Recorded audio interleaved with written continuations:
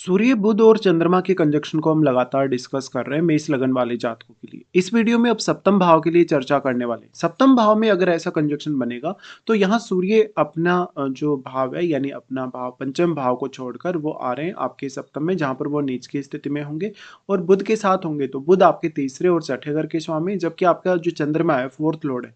तो चंद्रमा अपने से फोर्थ में आए अब, लेकिन सबसे ज्यादा इंपॉर्टेंट आपके लिए शुक्र ही है अभी भी।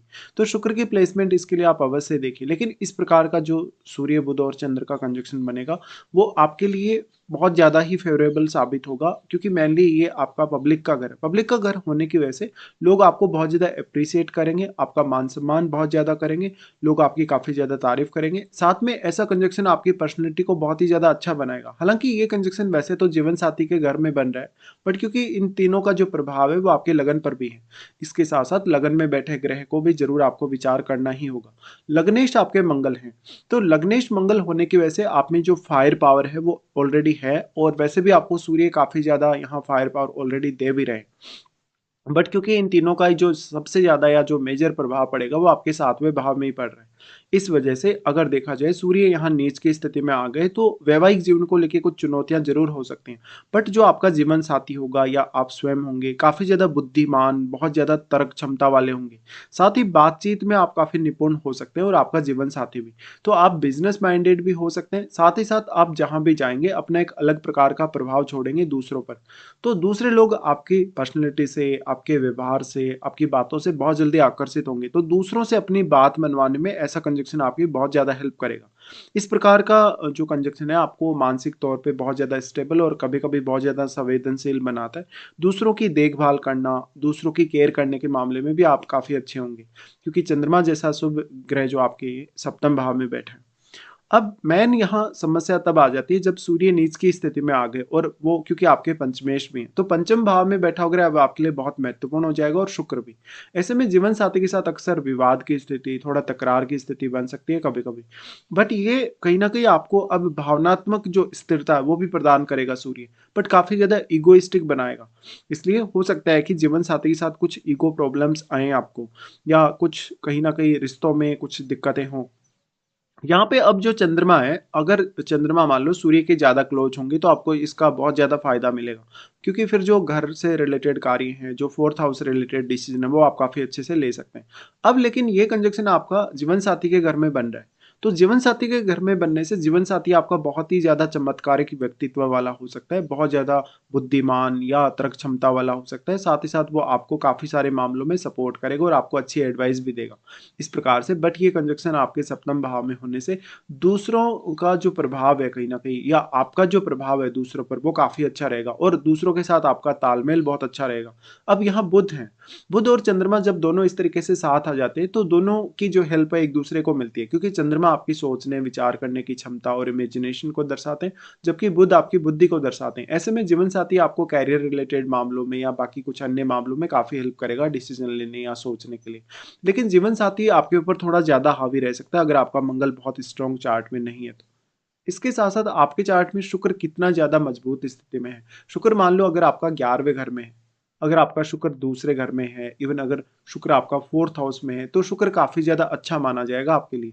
बट बाकी भाव में जैसे कि आपके छठे घर में है, अष्टम में है, या 12वें घर में है, तो चैलेंजेस काफी ज्यादा फिर बढ़ सकते हैं आपके लिए। यहाँ पे फिर बात आती है आपके लिए जो मूड स्विंग की जो प्रॉब्लम है, या कभी कभी बहुत ज़्यादा ऐसी चंचलता आपके मन में आ जाएगी, क्योंकि जो चंद्रमा है वो यहाँ पर बुध के साथ होने से बुध काफ़ी ज़्यादा मल्टीटास्किंग एबिलिटी प्रदान करते हैं। तो जीवन साथी में भी ये सारे के सारे गुण होंगे ही।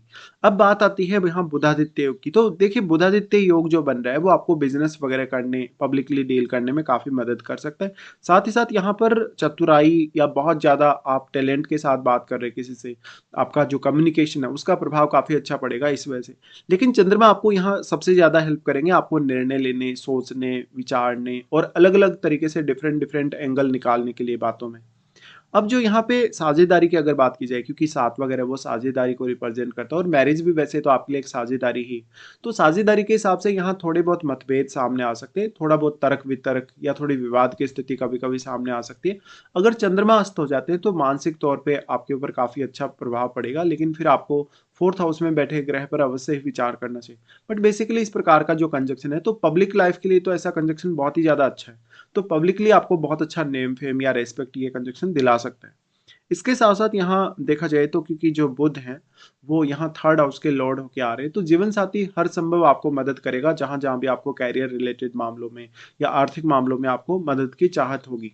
बट जीवन साथी यहाँ सूर्य के होने से थोड़ा डोमिनेटिंग आपकी तुलना में ज़्यादा होगा, और अगर आपका मंगल या तो फिर लगन में ही बैठा हो, या तो फिर मंगल बहुत ज़्यादा मजबूत हो, या आपका कोई अन्य ग्रह यहाँ जो बैठा है, फिर आपको उस पर विचार करना होगा। तो आपस में थोड़ी तकरार होने की संभावना हमेशा रहेगी। बट अब आप इसको काफ़ी अच्छे से मैनेज कर लेंगे, क्योंकि आपके पास यहाँ बुध है, और बुध आपकी तार्किक क्षमता को रिप्रेजेंट करते हैं, आपके बौद्धिक रूप से सक्षमता को रिप्रेजेंट करते हैं। तो निश्चित तौर पे अब ये कंजक्शन आपके लिए काफ़ी ज़्यादा इंपॉर्टेंट हो जाएगा। इस प्रकार का जातक लीडरशिप में बहुत अच्छे से कार्य कर सकता है, जातक कहीं न कहीं बिज़नेस बहुत अच्छे से कर सकता है, जहाँ भी वो जिस फील्ड में भी काम करेगा या जहाँ भी वो रहेगा, उसका रिस्पेक्ट या उसका मान-सम्मान बहुत अच्छा होगा। जातक काफ़ी ज़्यादा विद्वान, पढ़ा-लिखा, काफ़ी चतुर और समझदार हो सकता है। अब लेकिन आपको 3rd हाउस, 4th हाउस और 5th हाउस या फिर 6th हाउस में बैठे प्लैनेट्स पर अवश्य ही विचार करना होगा। साथ में अब शुक्र आपका कहाँ बैठा है, कौन से भाव में बैठा है? अगर इन भाव में से किसी भी भाव में अगर शुक्र बैठा है, तो शुक्र की प्लेसमेंट पर अवश्य विचार करना चाहिए आपको। अब यहाँ बुध अगर वक्री स्थिति में होंगे, तो आपको बिज़नेस रिलेटेड कुछ चैलेंजेस का सामना करना पड़ेगा। आपको कुछ मतभेद या विवादों का भी कभी-कभी सामना करना पड़ सकता है। बट जीवन साथी आपका आपके लिए बहुत ज़्यादा हेल्पफुल होगा। आपका जीवन साथी आपकी तुलना में ज़्यादा पैसे वाला हो सकता है, आपकी तुलना में ज़्यादा ज्ञानवान या ज़्यादा बुद्धिमान हो सकता है। साथ ही साथ ज़्यादातर क्योंकि इस कंजंक्शन का प्रभाव आपके सप्तम भाव में ही, अब ये कंजंक्शन आपको तब ज़्यादा डिस्टर्ब कर सकता है जब राहु का या केतु का प्रभाव यहाँ हो, या इवन शनि का प्रभाव यहाँ हो। तो आप एक बहुत ही अच्छी पब्लिक लाइफ, एक बहुत ही रेपुटेड लाइफ आप जी सकते हैं, बहुत अच्छी लाइफ़स्टाइल आपकी हो सकती है।